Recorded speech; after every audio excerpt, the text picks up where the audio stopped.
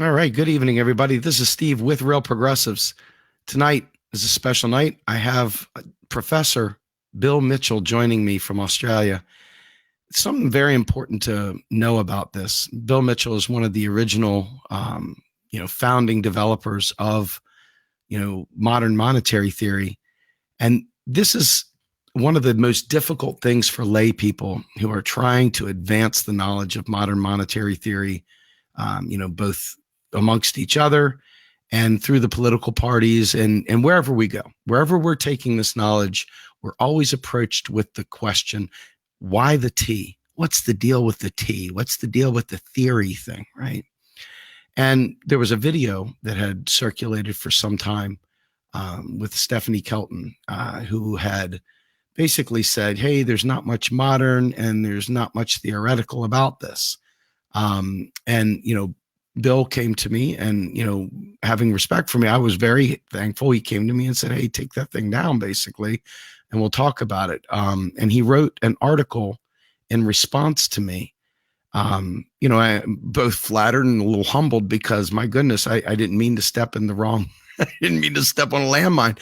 But it turns out this is probably the most important thing for us to understand, because in the world of economics, you're surrounded by academia. You're surrounded by a lot of people that have a lot of, stake in the game, to make sure that their thoughts and their work are regarded. And more importantly, the truth of the studies comes to the forefront. So what I'd like to do is I'm going to bring on my friend and the most brilliant economist I know, Bill Mitchell. Bring him on, and we're going to talk a little bit about the T in modern monetary theory. Bill Mitchell, welcome to the show, sir. Yeah, g'day. How you going? I hear you great. How are you tonight? Yeah, I'm pretty well. It's daytime, but I'm okay. So tell us just a little bit about what a theory is. Well, when you think about it, you start off a person who's thinking about trying to understand something, a reality, if you like. We start off with a series of conjectures about reality, and they're just guesses or hypotheses. They're just unsubstantiated at that stage. And so we might say, A causes B being a reality and A being another thing in the reality that we're trying to comprehend or understand. And that's not yet a theory in my view. That's just what we call a conjecture, just a guess. And to advance that a bit further, we have to then get what I call congruency. Now, that sounds like a pretty awful term, but all it means is that the idea that you have about A and B has to stack up when you start going out and actually checking out what A and B is. And, in the jargon, that means we do empirical research, we collect data, and we check out whether what we said about A and B, the conjecture, stacks up, whether you push A and B moves in the way you sort of broadly think it does, actually happens. And if it doesn't happen, then you've got a problem, because it means that your conjecture is not congruent. Now, we've got to avoid getting into the world of religion here, because we're not searching for truth when we're doing this type of theorizing. Because how would we know the truth if we actually stumbled on it? There's no way of really knowing whether we've actually found the truth.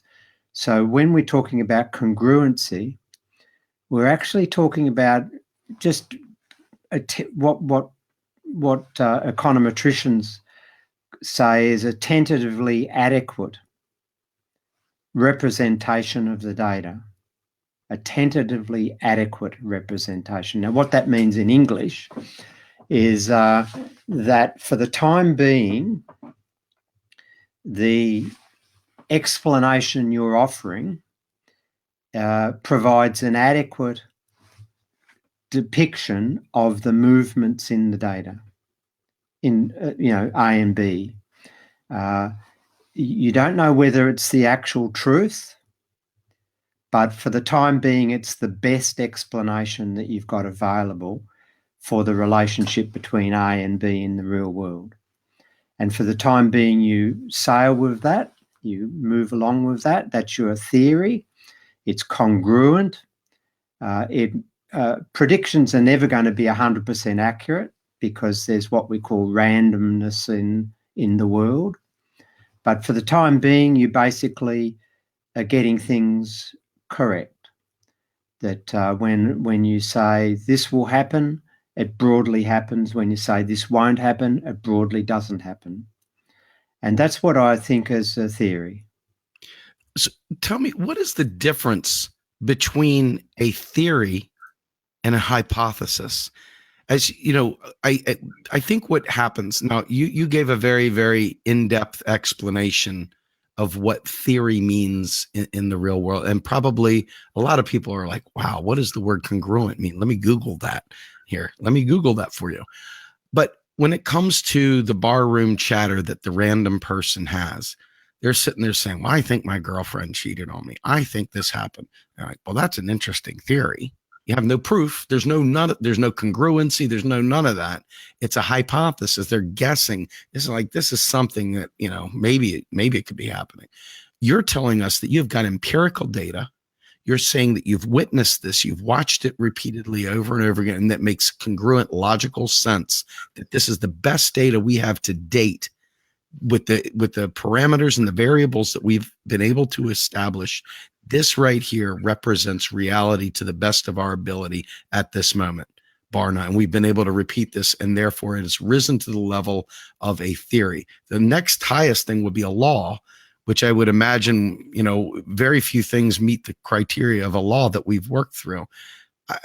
Can you step us through how the hypothesis you guys came up with for the thinking that became the theory came to be? What were some of the inputs that allowed you to put this theoretical framework together?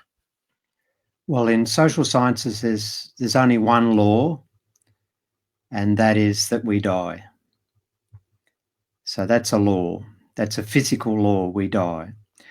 In the physical sciences, there are lots of laws, like gravity and stuff like that. They're actual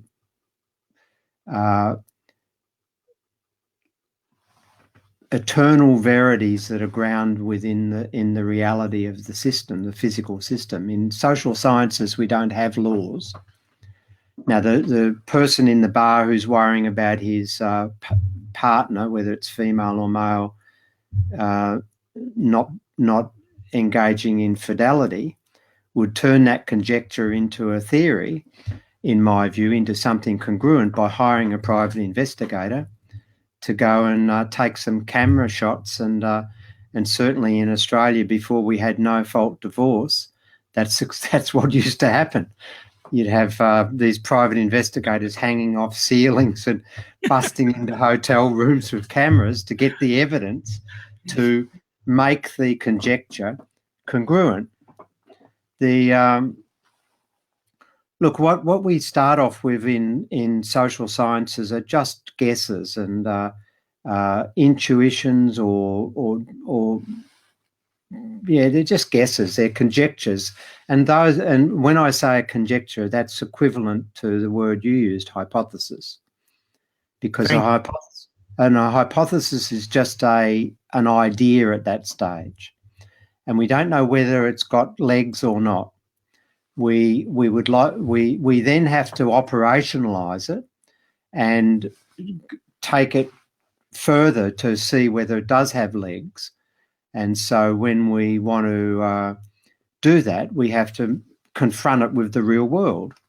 We have to say, okay, does this conjecture or hypothesis have empirical content?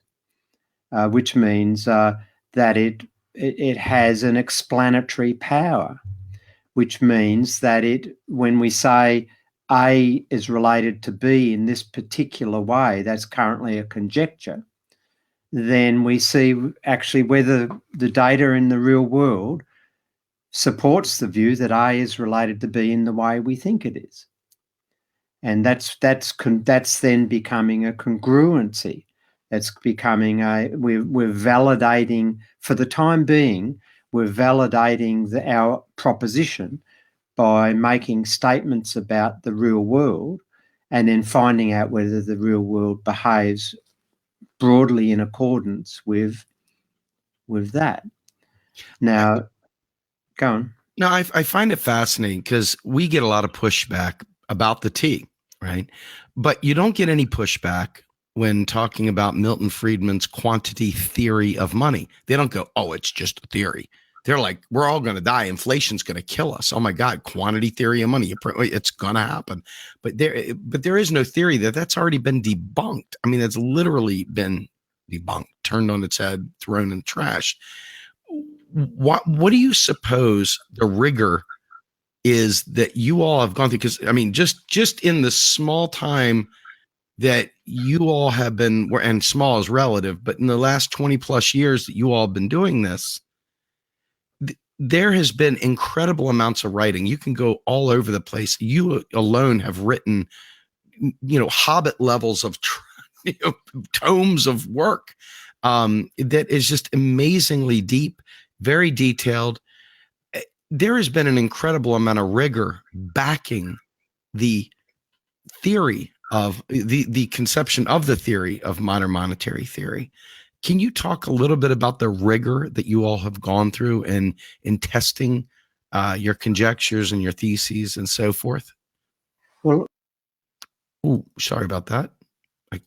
I'm sorry, cut you off there for a second. There, go ahead. I'm so sorry. Yeah, let's step back one pace. Sure. A body of ideas contains a number of elements. So if we're thinking about what we now call modern monetary theory, it contains a number of distinct elements. It contains definitions. So any body of work has to have some definitions. In other words, defining concepts and meanings of things so that we can talk about things in a consistent way. So, so that we know when we're talking about what do we mean by money? What do we mean by government? What do we mean by credit? So any body of ideas has to have definitions.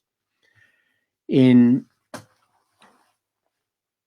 modern monetary theory and in economics as well, more generally, because modern monetary theory is just economics, we also have to have accounting structures.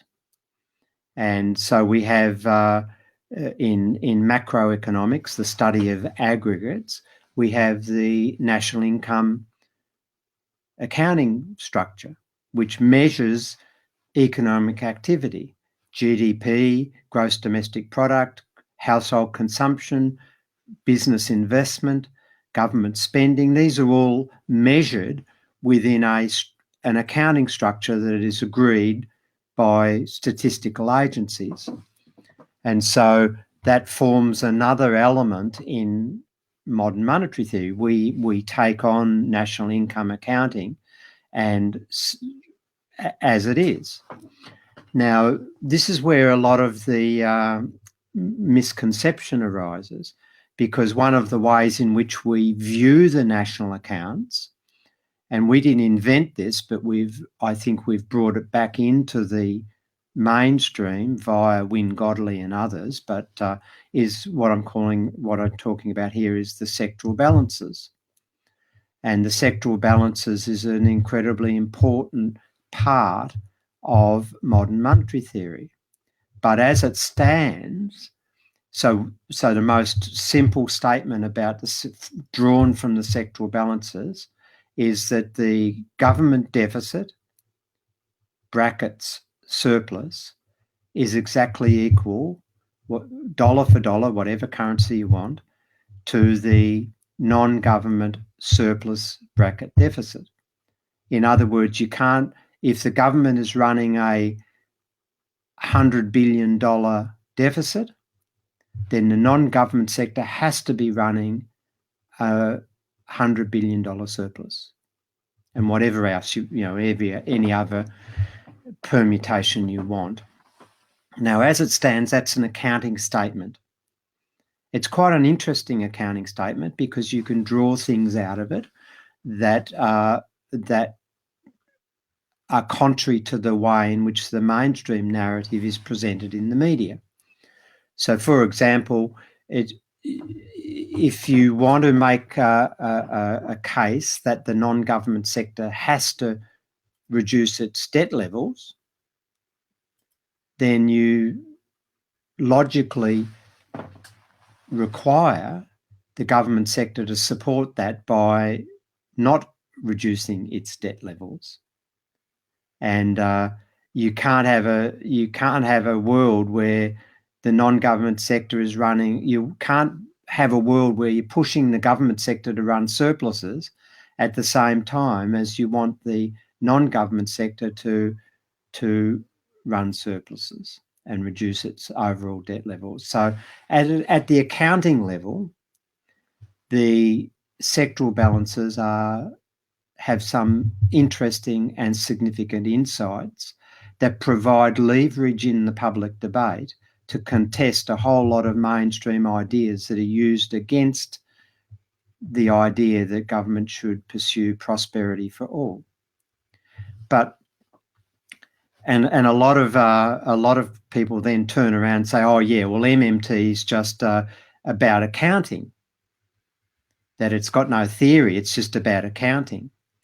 Well, the important point to understand is that when we draw that accounting relationship out and say that the non-government surplus is identical to the government deficit, there's theory underpinning that statement, even though that statement in itself is just an accounting statement. Now, what do I mean by that? Well, what I mean by that is that the sectoral balances are a static, that is a snapshot at a point in time that has to always be the case because it's an accounting statement. But the point is that the world's moving all the time, that the components of the sectoral balances, and what I mean here is household saving, business investment, exports, imports, government spending, taxation revenue, the components of the sectoral balances are dynamic. They're moving all the time by behavioural decisions that households and firms are making, that traders are making in the trading sector, that governments are making in the policy space. There's a dynamism going on there that is continually driving shifts in those sectoral balances. And so each time we take a snapshot and apply our accounting rules, the sectoral balances hold. But that's only the accounting part of the story. The dynamism is in the behavioural relationships that are driving those components. Now, that's where you need theory, because you need a theory of the behaviour of households, of business firms. What drives business investment? Well, it's not an accounting statement that you're making. You're making a conjectural statement. So when we say that business firms are driven by expected returns, by technological things in terms of indivisibilities, by costs of funding, and how does the cost of funding impact upon business firm investments, etc., etc. What are the time horizons? That's theory. That's the exercise, theoretical exercise, which then, and what drives household consumption? Well, in the most simple theoretical model, we think that's disposable income and wealth. That's the most simple explanation for what drives household consumption. Now, the important point then is that if that theory stacks up, we can then understand that if something one component of the sectoral balances changes, well, then that will drive changes throughout the economy, which will consistently be bringing back the sectoral balances into its accounting relationship. Now, that's what do I mean by that? Well, we know. Let's say that household saving is a function. That's a theoretical word. It means it's just dependent upon disposable income. That's a simple theory. In other words, as household income goes up, we'll spend more on consumption, but we'll also save more because we've got some left over. We don't spend every dollar that we get in extra income. And if imports are a function of income too, so when national income goes up, we tend to buy more imports. We don't buy as many imports as extra dollars outlay on imports as we do get on extra household income. But that's a theoretical statement. It might be a theoretical statement to say that imports depends upon how much your football team wins each weekend. That would be a conjecture. But then if you confronted that with the data, it wouldn't make much sense. Whereas if you confront the conjecture that imports depends upon national income in a positive way, and you confront that with the data, sure enough, you'll find that countries that have rising national income also have rising imports in a proportional way. And so that's a congruency with your conjecture and becomes your theory. And why I'm saying all this is because linking those sectoral balance components to shifts in income gives you the understanding of how that accounting relationship is continually being met. Because what happens is, let's say household savings, as it stands, the accounting relationship tells you nothing about what would happen in the economy if households decided to consume less. What happens? Well, the accounting doesn't tell you anything, but the theory tells you if households consume less of their income, they therefore save more. And if they save more, they spend less. And if they spend less, firms observe inventories rising. And if inventories are rising, they cut back on production. If they cut back on production, employment falls. If employment falls, household incomes fall. And so you start to see the linkage, the behavioural linkages in the economy that then drive all of the shifts in the components. And at each point in time, there's an accounting relationship satisfied, but we have a much deeper understanding then of why those how those behavioural shifts work and what brings all of those accounting entities into their accounting equality. You bring up some great points. Obviously, they're fantastic points, but you bring up some points that cause me to hearken back to another non-heterodox economist in Simon Wren Lewis, who frequently talks about micro foundations and is always trying to take pot shots at modern monetary theory about a lack of micro foundations. And what I'm hearing from you, which really pretty much closes the lid on that, is that all these factors below are part of the consideration as you've taken into consideration factors of savings, factors of behavior, factors that are empirical in nature, studies that have occurred, et cetera. You can logically assume certain things. Is it going to always be that way? No, but it's going to be that way most times. So you can make your congruent statements. You can put this together into a logical train that does indeed sound like it has an incredible amount of micro foundations. Am I missing something here, or is Simon Wren Lewis trying to obfuscate the obvious? I mean, what, obviously I don't have the insight that someone such as yourself might have, but I know on the layperson level, at least at my level anyway, that I hear him say that, and I think that it's like he's not really addressing what we're saying. He's kind of addressing some other thing that he's trying to reframe what we're saying into his own language, which it doesn't work because his language is wrong from jump. Can you explain what he means by micro foundations and explain the micro foundations that went into preparing some of this congruent conjectures turned into theory? Well, that's a topic, isn't it? It is indeed. Look,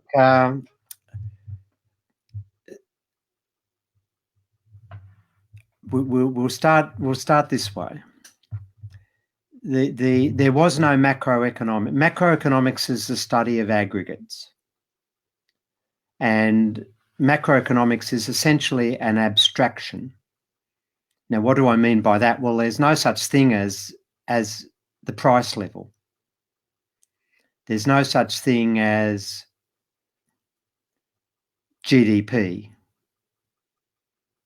It's an aggregate that we've conceptualized. And so when we talk about the price level, which, you know, we then derive an inflation rate from, that's just a construction. It doesn't actually exist. It's an abstraction, because there's millions of prices, and we've got to work out some way in which we aggregate all those things up to become a macroeconomic entity. Now, before the 1930s, there was no macroeconomics. There was only microeconomics, Marshallian economics, and Walrasian economics. And so they believed that you could come to understand what happens to a nation as a whole, the aggregate, by examining what happens at the individual level. So we focus on an individual consumer, and we try to work out how that individual consumer makes decisions about spending and saving, etc. And then the dodge was that, to get an aggregate from that, we could just simply add up all of the individual consumers. Now,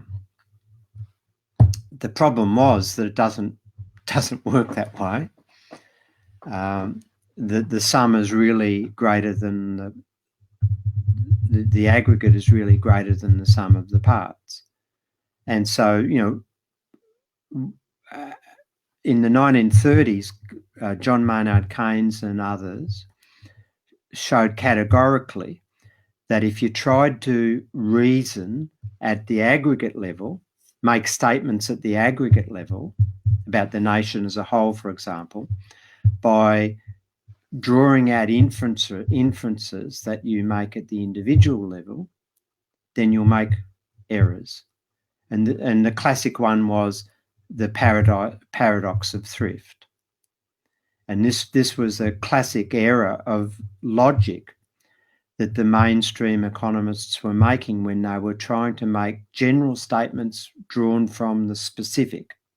So how did that work briefly? The argument was that if an individual could discipline themselves to save more out of their weekly income or whenever they got paid, then as long as they were disciplined enough and they could do that, they could increase the proportion that they saved out of their own income. And so then the question is, well, if everybody saved, so then that's a specific observation. So then if you go to the general level and say, well, if everybody did, if you generalize that statement, you would say that if everybody saved more, they could out of their income. They could increase the proportion of saving out of their income. But the problem is, and here we get to the logical fallacy, the problem is if one person saves more, it's not going to have much effect at all on total demand in the economy, total spending in the economy. So they stop spending a little bit, they buy less booze, and they go out less and stuff.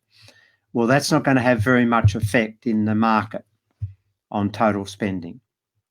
But then if you apply that to everybody and everybody stops spending a bit, and tries to save more, what happens? Total spending falls.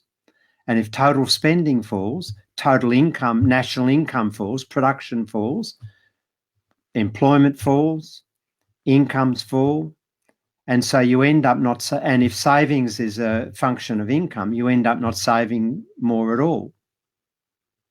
And that's the paradox of thrift, that if one person does it, they'll do it. But if everybody does it, that falls down. And so that the point about that was that the micro reasoning didn't give you a reliable macroeconomics, didn't give you a reliable understanding of what would happen at the aggregate level. Now, jump forward. So Keynes, that was Keynes, one of Keynes's great contributions. So jump forward to the 1960s. Milton Friedman and his gang were out there trying to debunk the Keynesian orthodoxy, and they were trying to push these new monetarist ideas that they'd been chipping away with through the 1950s and the 60s. And they wanted to reinstate the sort of these classical ideas about the priority of microeconomic reasoning. And so they came up with the I've got to remember always to look at my camera, not to look at you, because otherwise I'm talking with my head down. But it's quite hard just to look at a green light. Yes, I understand. Trust me. But we'll discipline myself and we'll do it. So this is when this literature, this micro foundations literature, really took off again, and they claimed that just like a household, the government had to behave like a household, and that led to all of this micro foundations coming back in. Now, the problem was, of course, is they couldn't get over the problem of the earlier problem that I raised, and this is this problem that there is no single individual consumer. There's millions of consumers, and they all behave differently, and they all have different preferences and different constraints and so on and so forth. And so when you try to apply, so the micro foundations concept is that people are rational, they optimize in their decision making. When they've got choices, they always take the best, and they make these choices with independent preferences, independent from each other. And that's the sort of classic micro idea of rational human making these optimizing decisions. Now, if you then try to say that everybody's like that, well, obviously it doesn't work. The aggregation of those, it's impossible to do mathematically, and it's impossible to work to build a macroeconomics from that. Now, I know that sounds very technical, but just it's one of those things you have to believe me, that you can't do it. And so the way in which the mainstream and people like Simon Wren-Lewis, who's an advocate of the sort of most modern version of mainstream economics, new Keynesian economics, the way they get around that aggregation impossibility is that they bring in what's called the representative agent model. Now, what's that? Well, that's very simple and very crude.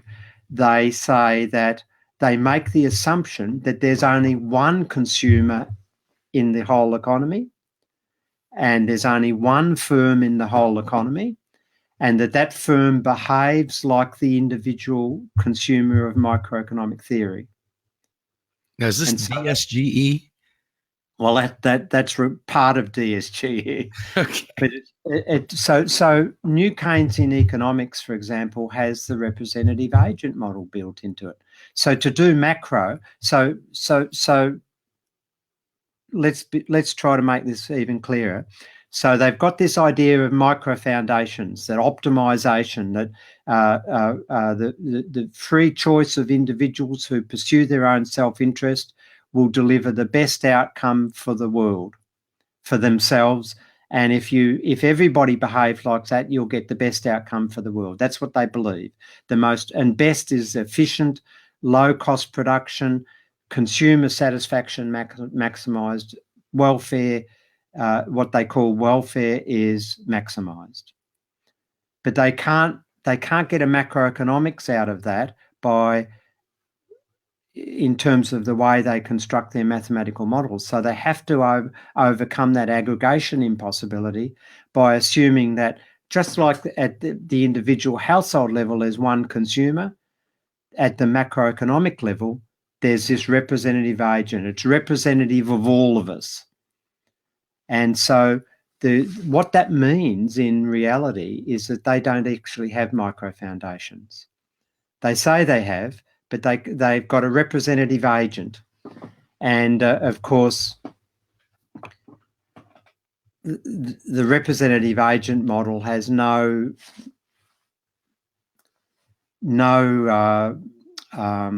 correspondence with reality. The reality is that we have very independent preferences, very interdependent preferences.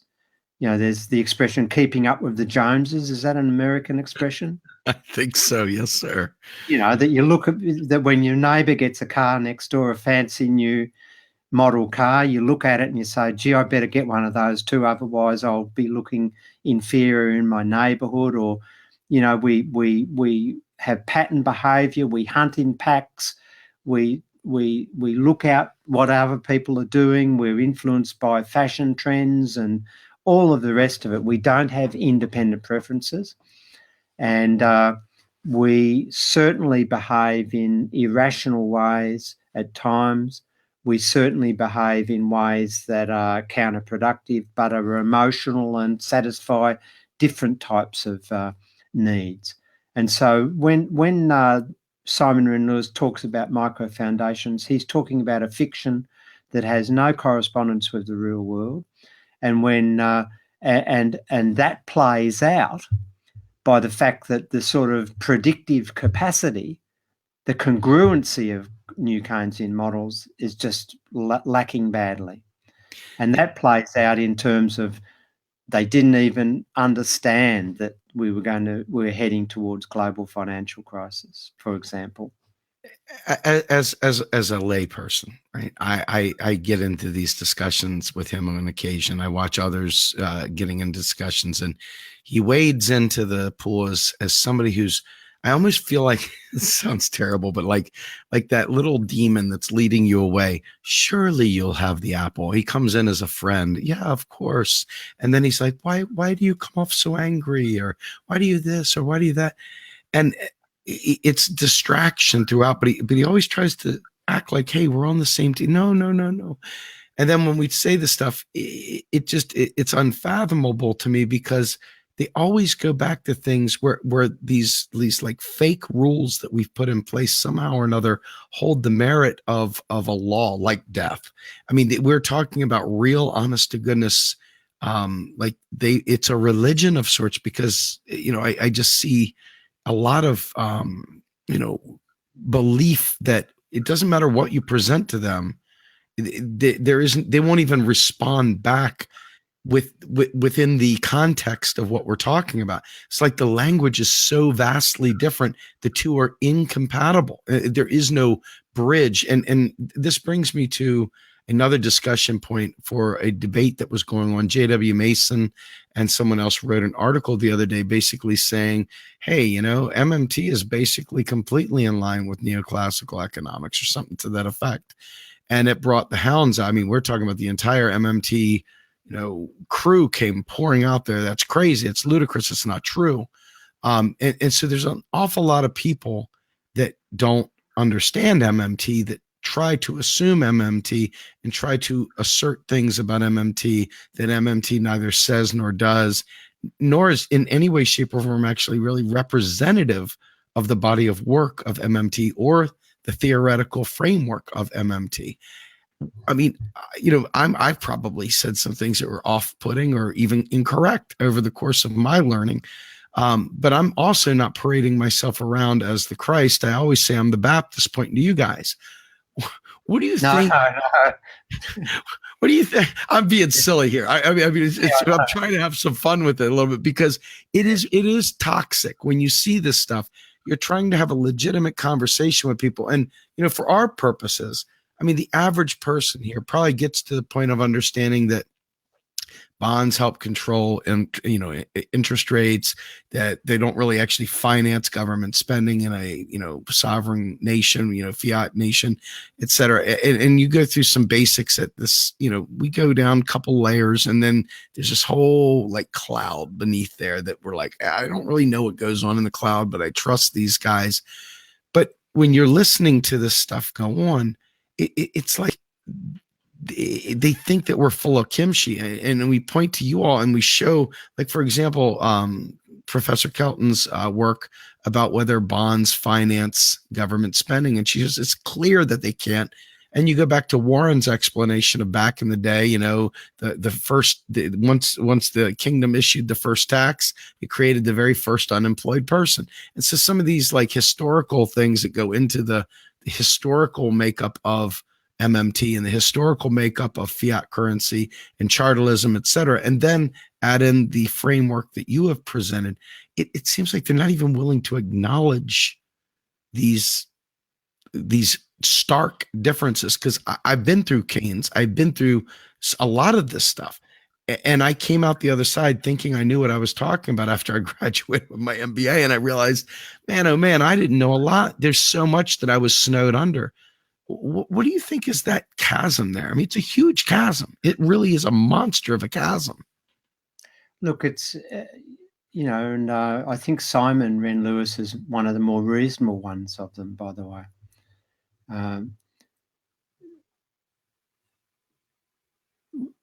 During the global financial crisis, I thought that the game might be up for mainstream, and I was wrong on that. And I was forced to read a literature that I hadn't fully understood in the past, and this was a sort of literature in social psychology. I've now sort of done fairly deep studies in that literature, and my 2015 book on the Eurozone was entitled Groupthink and Denial on a Grand Scale, and that was a product of some of the research I'd done on social psychology, on trying to understand why otherwise reasonable people in life, otherwise highly, all the people in academic life are highly intelligent the way we measure those things. They're clever characters. They've been through the hoops, and so you have to ask yourself the question: and why do they hang on to ideas that are bereft of congruency, of empirical support? Why do they hang on to these ideas? Why do they keep saying that if the central bank runs quantitative easing, there's going to be hyperinflation? Why do they keep saying that when it's quite evident and it's not just the most recent era of quantitative easing? Japan's been at it since the early 90s. And Japan is my sort of laboratory, my real world laboratory. It just refutes almost all of the mainstream propositions that you want. That deficits drive up interest rates, that quantitative easing expansion of central bank balance sheets drives up inflation. All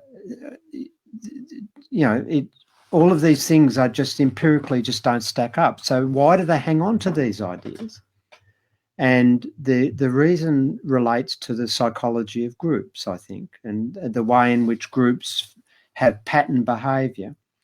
And if you think about it, a character like me,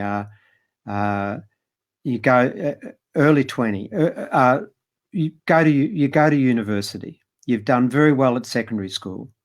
You go to university, you're among the better of the secondary school students, better in academics. I'm not talking about better. I'm talking about people who have done well in the way we measure academic progress.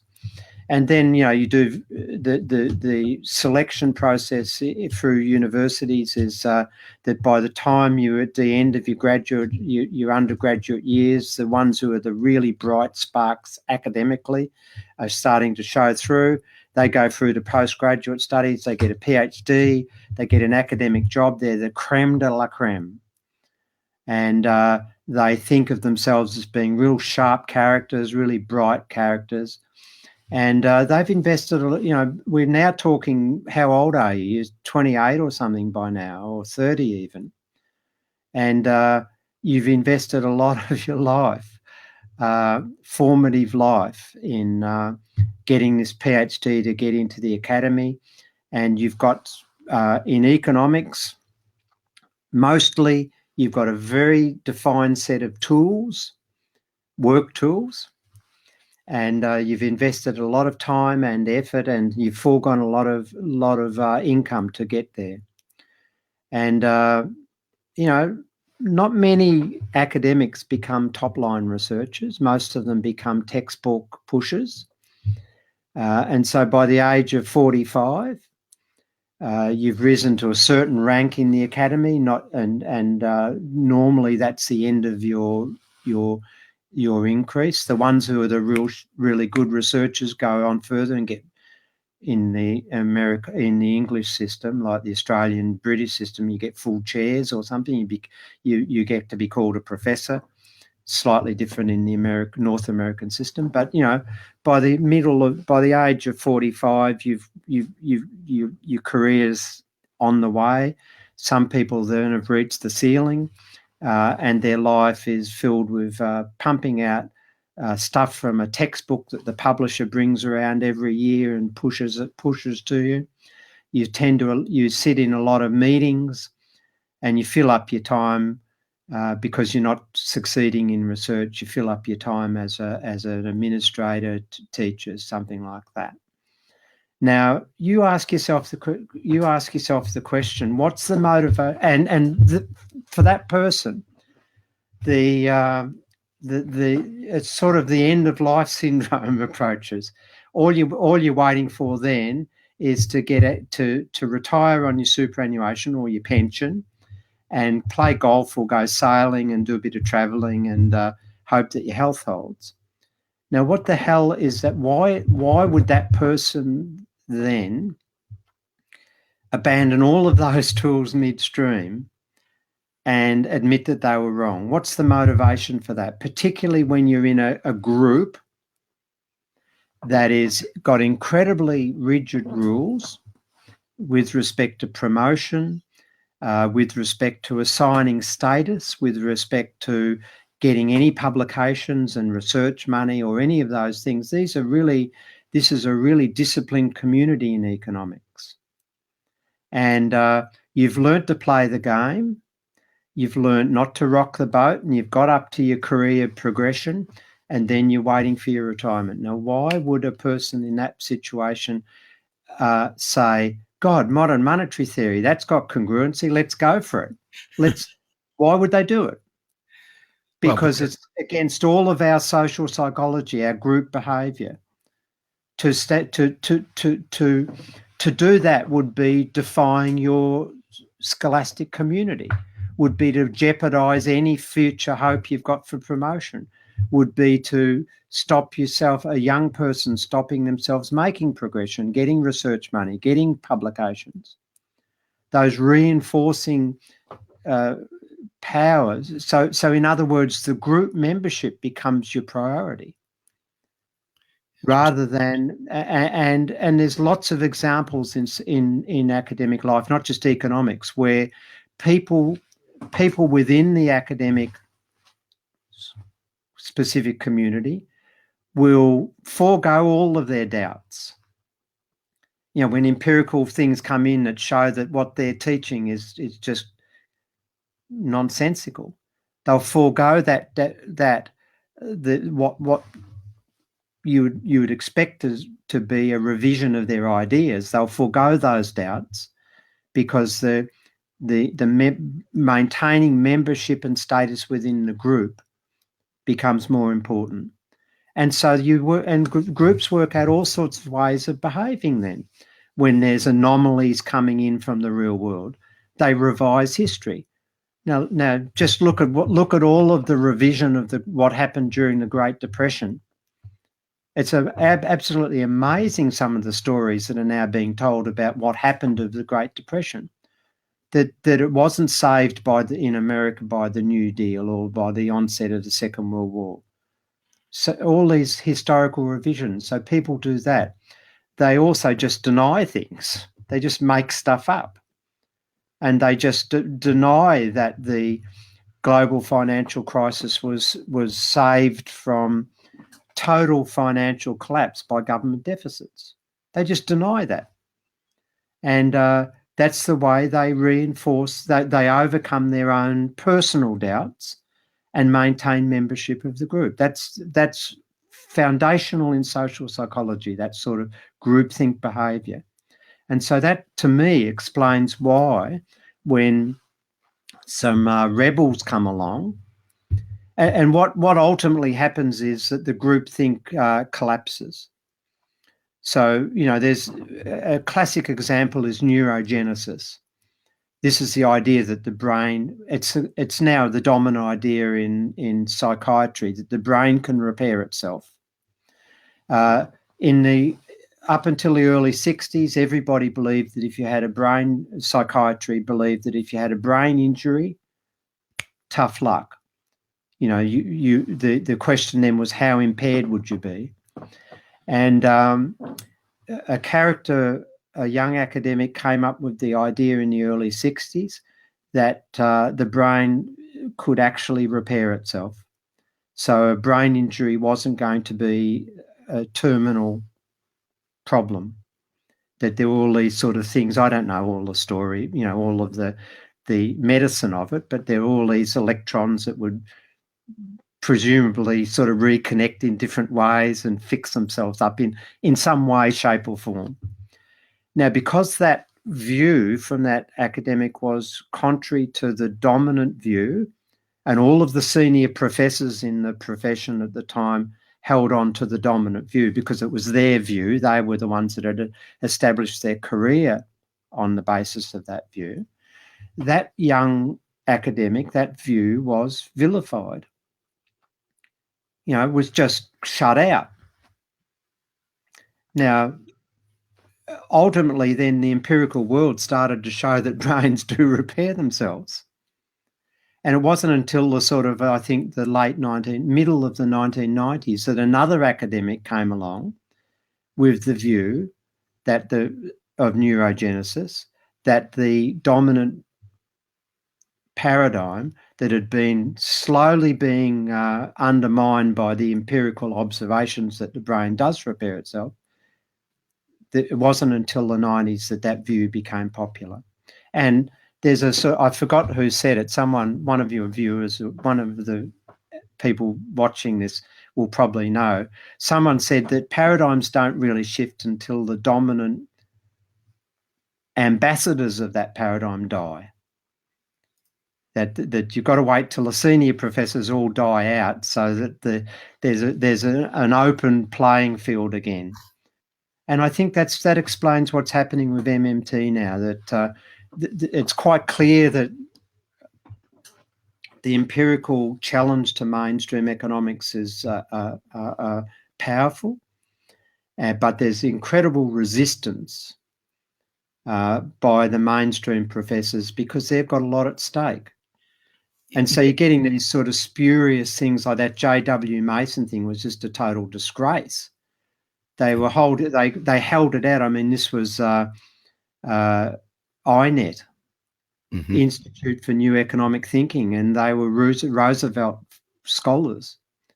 And they tweeted that how does MMT stack up theoretically against mainstream? Well, that there's not much difference. They tweeted that.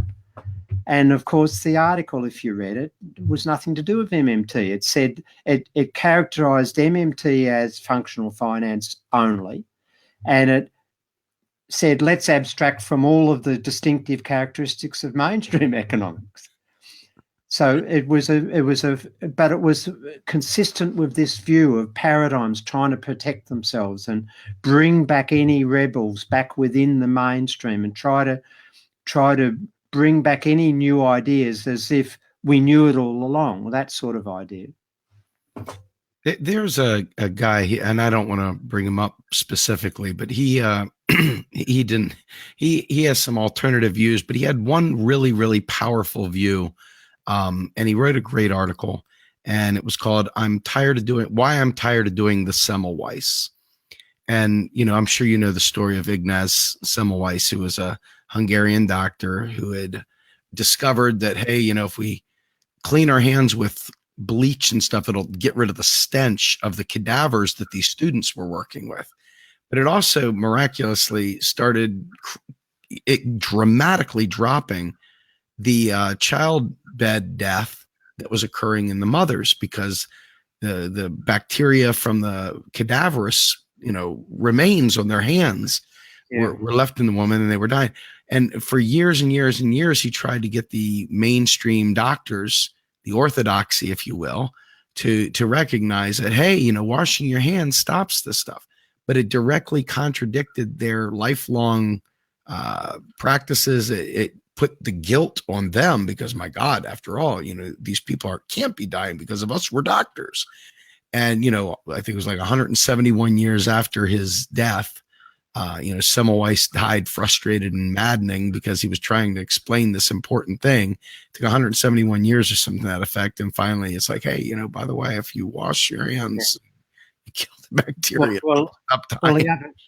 The other classic example is the Helicobacter virus. And for years and years, we believed that ulcers, stomach ulcers, were due to stress or diet. Too much booze, too much tomatoes in your diet, acidic food, and too much stress. And the pharmaceutical companies came along with the largest drug that the pharmaceutical companies sell is it's marketed in Australia as Zantac. I'm not sure what it's called in America, but it's this sort of, what's that? Same thing. You know what I mean? Yeah. I mean, it's this thing that, we can't ulcers are, we can't treat them. We can just ameliorate the symptoms with Zantac. And every 3 months or every 6 months or whatever the frequency, you go to a gastroenterologist who sticks a tube down just to check up how your ulcers are going, and you get a bill for $500 or whatever it is.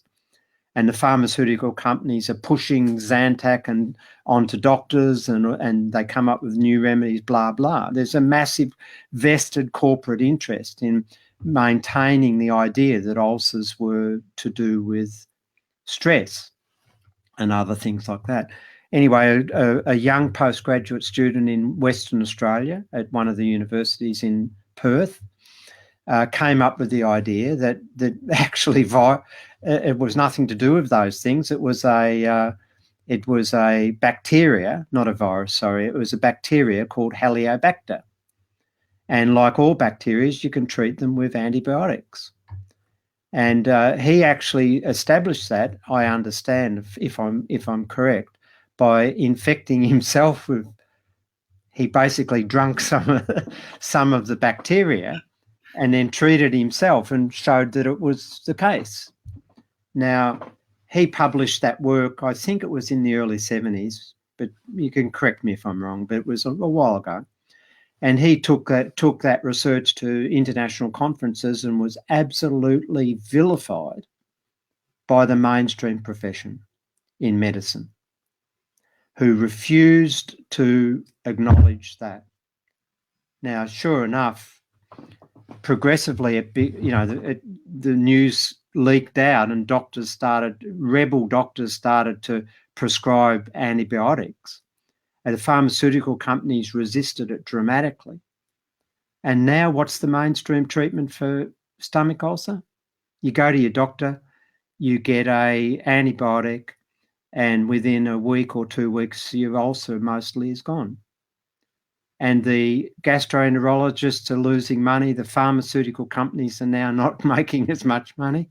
And that's the interaction within a capitalist system of vested capitalist interests interacting with the academy that's got these groupthink resistance to change because it undermines their own status. That's the problem that we're up against. And in economics, we're up against the groupthink within the academy, but also the massive corporate vested interests that have got a dominant paradigm of privatising returns, socialising losses. And for them, the mainstream economics is the way that they can deregulate, privatise, cut welfare, but bail out the banksters. That's the paradigm. And they've got all these mainstream economists mouthing all of this stuff, which preserves the status of the academy, and the stuff that they're mouthing delivers policies that redistribute national income to the corporates away from workers. What's there not to like about that? That's the thing. So I want to ask you, we're a little over time, but there's two things I wanted to ask before we go. First things first, you've got MMT University and a textbook ready to be launched here in the not too far off future. What's the status of MMT University and the textbook? The textbook, we're at the moment we're in the final stages of copy editing. So publications go through sequence of stages, and the final stage is the copy editor basically lays out all of the manuscript that's been poured over by various editors and authors like us. And then they come back with responses, clarifications, small, not substantive changes, just is this correct, this date, or triviality in a way. And we're up to that stage now where I think last night we sent back chapter 24 of 33 chapters. So we've got 11 chapters to finalise now. And each chapter takes about a day in this part of the process. And the layout is now almost finished. And so Macmillan, which is the largest textbook publisher in the world, has told us it's going to be February 2019 now. So the book will be available, and we've been delaying the launch of the MMT University, which, by the way, might change its name because there's resistance by national authorities to Johnny-come-latelys establishing a university without accreditation. So we might call it MMT Education or MMT College. The name won't matter. We've been delaying the launch of that so that we had a viable curriculum to offer people, and so that it'll start around March next year. I think. I've also been trying to pursue a funding model so that we can offer these courses for free. Oh, in other words, I don't want people's personal incomes to be a constraint on their educational aspirations. And what that requires me to do is try to get some ongoing, fairly not massive sponsorship, but significant sponsorship. I need to get some rich characters out there who want to promote progressive ideas to say to me, here's some money that I can guarantee for a decade for you. Now, we're not asking much, but we need it, and that because we need to employ a couple of people to run it. So we're looking for about $150,000 a year at the moment. I have some money, but I need a little bit more yet. So I'm working on that. And then we'll be able to launch it, and I think it'll be available free. That's my objective. And we'll offer a kindergarten course, within the structure, a kindergarten course for really basic, like how we learned how to speak, in my case, English. We learned very basically to speak and become literate. And we'll also push it right through to university level education. And I'm hoping to do deals with some established universities to give credit within their programs for studies they've done at certain levels of our program. Now, whether I can pull that off, I'm not sure. I think I probably can, but we'll just have to wait and see. But I mean, the top level courses will be uncompromising university level courses taught by university level academics. That's the aim. We're building up a lot of video content. We're building up supporting technical content, and let's wait and see what happens. Well, I tell you what, we one way or the other, we're either going to help you with this or we're going to be distributing this, because part of what we're doing, sometimes it doesn't always show up on the screen because a lot of stuff's happening in behind the scenes.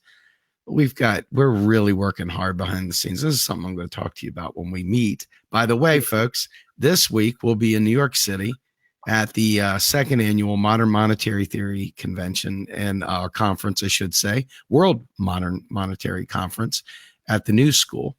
And very, very excited. We're going to be meeting a bunch of real progressives there, including Dr. Mitchell, Dr. Hale.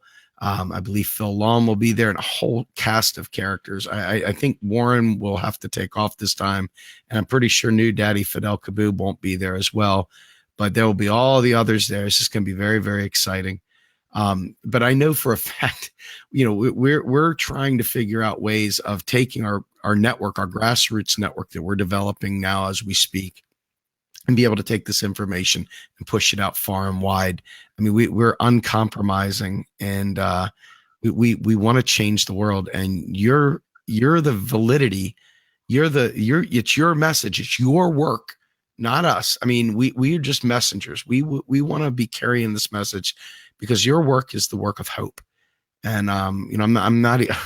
I think I'm underselling that right now. Quite frankly, you all are doing something so truly amazing. Stay calm, Steve. Stay calm. Well, no, I believe me, when I look at the people and I know for a fact what people are doing, they're ready.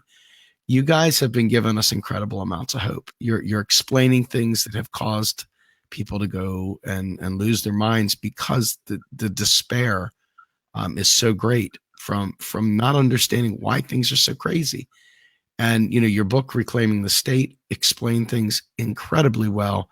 And your description tonight of how the theory was put together gives a lot of confidence in the work everyone's doing. So I want to thank you, sir. And yes, I will stay calm. Yeah, it's a long haul. Yes. Breaking down the sort of processes we were talking about today is a long haul. It doesn't happen overnight, and you have to be patient. You have to be relentless. Yes. And you have to be clever. You have to work out, and we'll be talking in New York later in the week about how you be clever in your messaging. There's a lot of research on how to use social media nicely, and there's lots of examples, I think, where social media is used not nicely. And I mean efficiently, effectively. And so I think we've got a whole story yet to work on. And your work, the messaging is incredibly important because no one really listens to academics. I mean, they're just out there in their little tower and that's it. But you're the conduit, and your group and all the other people that are the conduits, and that's incredibly important. And that's the bit that we've now got to work on more than anything, I think. Thank you, sir. I cannot tell you how much I appreciate this. Folks, Bill Mitchell spending a full hour with us plus. Again, thank you so much for your time. And just so you know, the article that sparked this conversation tonight is in the narrative. I also put it into the chat window. So please, if you have any questions, please go ahead and leave it for us. And so, you know, Bill's pretty good at responding to things. When you ask questions on his blog, even he's very interactive. So if you read the article and you have questions, feel free to ask. Bill Mitchell, thank you so much, sir. And tell your wife I said hello. Hopefully we'll be seeing her as well. Yeah, you'll see it. Take care. You See too, later. sir. Have a good night, everybody. Bye-bye.